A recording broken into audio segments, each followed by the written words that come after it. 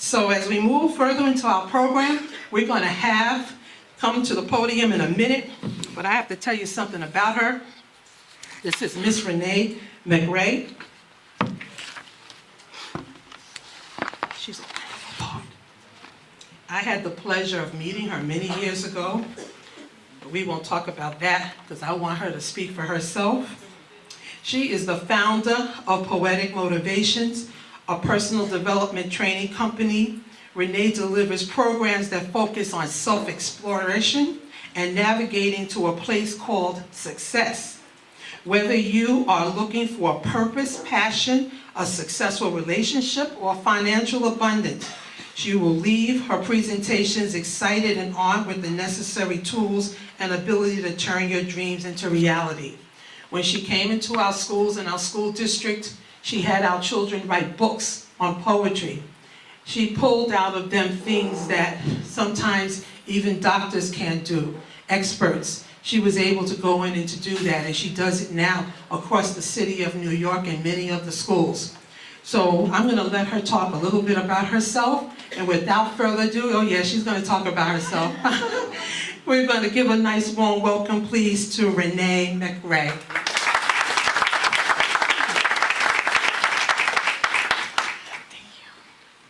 Thank you. You're welcome. Good afternoon, everyone. Good afternoon. All right. I'm a little bit nervous. I don't usually start out like that. My name is Renee, and I'm here to say I got some questions for you. I'd like the answers today. I hear that. I mean, what is this thing that we call life? Is it hustle and bustle, just struggle and strife? I mean, where do we come from, and where does it end? Are we in control, or at the mercy of the wind? So, I want to address the elephant in the room. Mm-hmm. It's maybe not an elephant in the room, but there's an elephant in my mind that gets in my way. I want to thank Miss Lloyd Bay for those kind words, and also for even thinking of me to invite me here. I started to say no. I know you heard that in my voice. No. You didn't? I'm good like that. I was hiding that. But I was scared. Because I feel like, why me? I don't know. I didn't, you know, this is the thing. When I was growing up in New York, when I was born and raised in New York, homegrown, Hollis, Queens, we didn't learn about Black history in our schools. I know I probably look young. But we were not taught Black history. And I mean, we knew that blacks were slaves. We knew that whites were slave owners. Like, that's all we knew. I knew about Martin Luther King. You know why? Because he was alive. And he was running around the country. And he was like on TV at the march and stuff. So I was a kid, but I knew about him. I remember when Robert F. Kennedy got killed. I remember where I was in school. I remember when Martin Luther King was killed. I remember when Malcolm X was killed. I remember these things. But as far as learning about Black history, I did not learn from school anyway. I mean, I was light, bright, almost white. Some of y'all know what the real words of that is. And my grandmother, rest her soul, was an angel on this earth. She passed on her birthday. Who does that? But she went on the bus to go to work, and someone got up to give her his seat, and another young black man sat down and said, "You don't give that white woman no seat." That's how light my grandmother was. She looked like she was, I remember going in, we were in Culpeper, Virginia, and I went in the kitchen. I said, Aunt Nina, there's a white man in the living room. And she said, "What? Who? What?" I said, "He's sitting in there on the couch." She goes flying in there. She goes, "That's Uncle John." I'm like, so, you know, you grow up and you don't really know. You just know what people tell you, but you don't know. Like my parents, my grandparents, I mean, they looked like they just, that was my grandma. And that was my Aunt Nina, and that was my Aunt Ethel, and that they look like they're, if you, when Aunt Ethel went to get her nails done, it was like, are you Jewish or are you Italian? That's what they asked her in the nail salon. And my aunt, My Aunt Bernie, my Aunt Audrey, they told her when she went to get her Social Security, she put down black or whatever she put. They were like, no, they thought she was senile, and they didn't want to award her Social Security. So you know, we have these different things that have gone on in our lives, but I just felt like I didn't really, I never really learned from school. I mean, I went and I bought some cards. They have these flashcards now that have all the names of everybody who ever did anything and all the contributions of the people of color.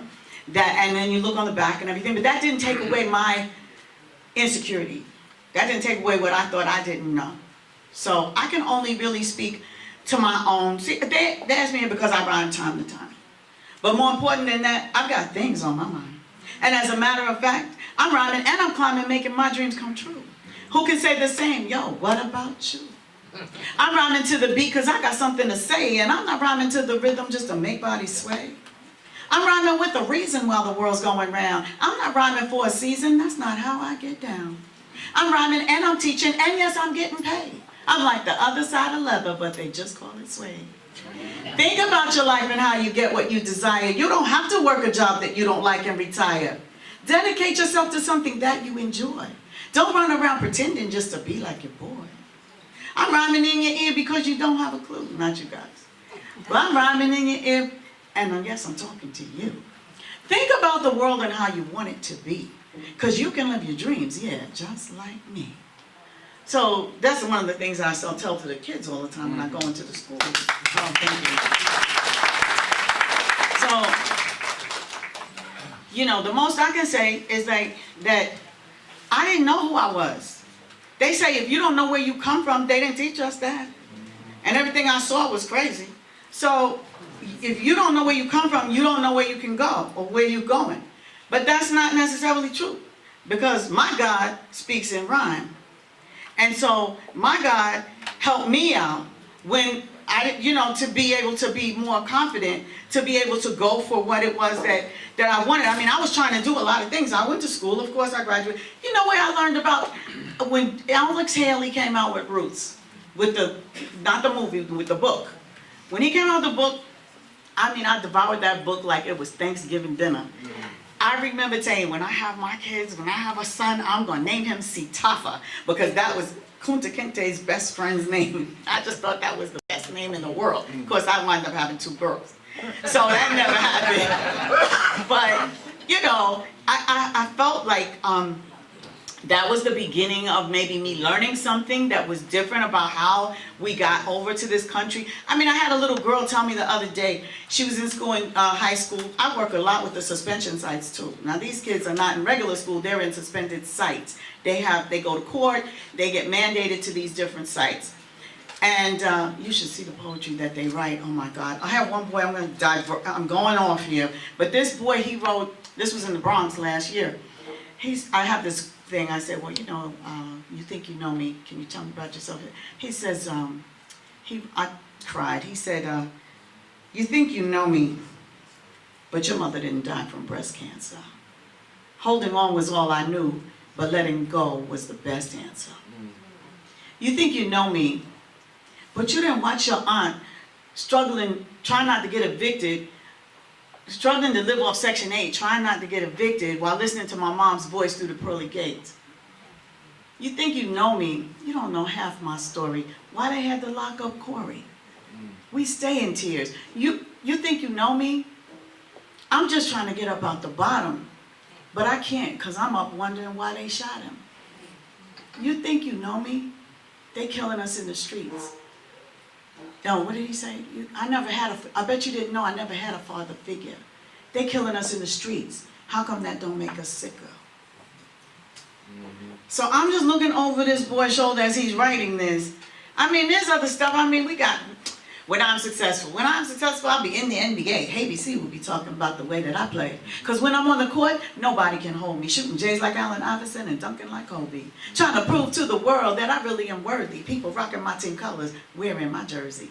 But I grew up in the ghetto. I come from the hood. From Flatbush to Blake Ave, now I'm in Hollywood. You think that I'm different? I'm just the same. I might even be Rookie of the Year. like LeBron James. This was in 2004. You think this is hard? That's just how it may seem. Anyone can be successful. All you have to do is dream. So that was an 11-year-old in the 6th grade. I wanted to tell him, where did you get this poem? You did not write this just now. I know I just gave it to you, but I don't think you did that.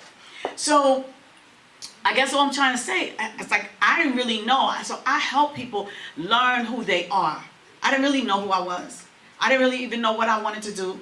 I never knew that I wanted to be in schools. I mean, I did everything. If you ask my mother, you see my mother, everybody, how's Renee? What's she doing now? Always something different. I mean, I went to school to be a legal secretary. I became a legal secretary, office manager, a legal office manager. I had my own temporary agency. I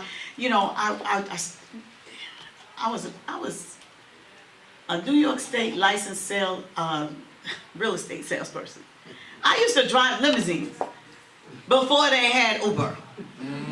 My mother said, who's going to put the car in the bags at the airport? I was like, they are. I'm not doing that. I mean, I sold those things. I've fallen, but I can't get up. I was a marketing director in North Carolina for a cable company. Had 3 states. Just looking, is this me? Is this me? Where am I? Is this what I'm supposed to be doing? I was selling noni juice. I started praying to God. How come I do not have any money? God said, I gave you that poetry now. You're not doing anything with it. But God said, what are you afraid of? Why do you live a lie? Don't you know the world is yours? It's time for you to fly. Ask of me, I'm crying out. Your word is my command. Don't you know I'm here for you? Why can't you understand? Your questions I respond to. Your needs I do provide. How else can I assure you? I'm right here by your side. I've held you in my loving arms. I've carried you over the hump. I'm the safety net beneath you. And you're still afraid to jump. What's happened to your faith? Could it be easier said than done? You better do that poetry. Could it be easier said than done? My child, there's nothing that's impossible. For you and I are one. So I said, well, I guess I better stop selling noni juice and start doing this poetry. That's when I really got serious. And that's how I met Miss Lloyd Bay. And because I was like, okay, I incorporated my business and I decided I wanted to really be serious about going into the schools. Stopped answering my phone with this noni juice stuff. I still drink noni juice. I don't sell it anymore though. But I just wanted to kind of honor one of the things that I'm gonna honor my grandmother as my ancestor. We are the hopes of our ancestors. We are the dreams of Martin. That's who we are. And we can make a difference. Because by the thoughts we think and the words we say, we are creating our lives every day. But what are the thoughts that we don't see that hold us in our own misery? Once we know we're writing the script, then maybe we'll change the language a bit. See, because words like try and words like fate, they keep us living in the same old state. Words like could and words like should, they keep us living in the same old hood. Then we want to search the clouds. We want to yell and scream and cry out loud. Pray out loud. And responsibility we deny when we're the ones speaking the lies. So anyway, I just want to honor it was like, do I have time to do 2 poems? 1 poem, okay? So, all right, so then I'm gonna do this one.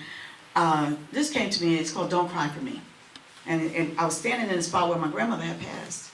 But it was 15 years later and I didn't remember that part. I'm just standing in the kitchen talking with my mom. And these words just start coming. Don't cry for me because I am gone. Don't lay awake in the early dawn with thoughts of grief or pity felt about my life or ailing health. I've not gone far, although from sight, I'm just beyond, like the day from night. I'm with you still in the strongest way, and I feel your will all through the day. The ways we cared and the bond we shared are symbols of undying love. Be strong in life and do not fold. Don't let it be said you just got old. And when you think you can't go on, that life has made you tattered and torn, that's the time to think of me.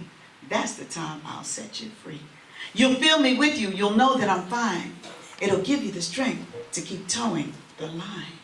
I'm alive and well on a different plane. I'm alive and you know it. So just stay sane. Don't be consumed with grief or fear of how I died or had you been near. The journey we shared in the physical place has blossomed for me to the cosmic space. I'm sending this message because you're in shock. I don't want you to sit in that chair and just rock. Pick up those pieces and see which ones fit. Dust yourself off. Take it bit by bit. We came to a fork in the road that we traveled. No reason to stop or become unraveled. Stand on your own. It's a task you must do. And know that I will always love you.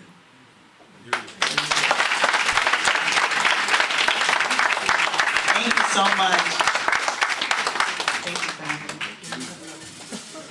Thank you so much. Yes. Give her a nice warm welcome again, please. You know, when a person can get children, can get young people to go inside of them and pull words out, sometimes we get stuck because of words. We know the story of, and maybe some of you don't know or know, but one of my favorite poets is Maya Angelou, the late Maya Angelou. And, you know, she said, you know, my brother and I had just talking about this issue.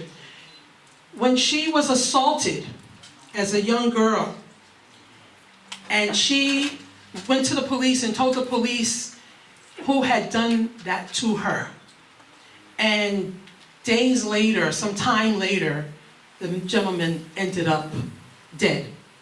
She thought it was because of what she said to the police. So the words got stuck in her. And she didn't speak for about 5 years. Words get stuck, but they can set you free. And so when you have a person like Miss Renee McRae, who can go into our schools and pull stuff out of kids, it's almost like they're pulling out dirt, toxins, because it's going onto the paper, and then they're almost like cleansed. We have it as Muslims, as Christians, we pray. Those words, those are cleansers. And so I say thank you, and God bless you, and keep working with the kids. ITV, Call of Peace, Save Humanity.